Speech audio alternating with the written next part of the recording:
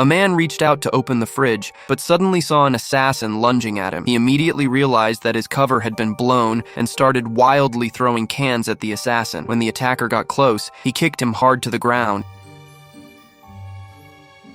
Then Dan casually grabbed a pack of diapers, and in front of everyone's shocked eyes, he quickly walked to the front desk to check out. As a former top-level assassin, he knew this was far from over. Next, Dan smoothly drifted back home. He hurried to the staircase, pulled out a long hidden duffel bag filled with weapons and expired passports. To get his wife and kids out of danger, Dan immediately called his all-capable partner, Augie, asking him to prepare international passports for the whole family. Meanwhile, Dan rushed to his daughter's school, planning to pick her up immediately. But when he entered the classroom, she was nowhere to be seen. Luckily, relying on his knowledge of his daughter, he roughly guessed where she might be. Soon, Dan found his daughter and took her with him. Before the assassin could catch up, he still had to find his son and wife first. Fortunately, his son was just at a friend's house playing video games. After receiving a message from his friend, he panicked about getting scolded by his father and ran out. Seeing his son safe, Dan quickly gathered both kids and set out to find his wife, Jessica. But halfway there, Dan noticed a car following them. To see if it was the assassin, he deliberately drove into a tunnel as a test.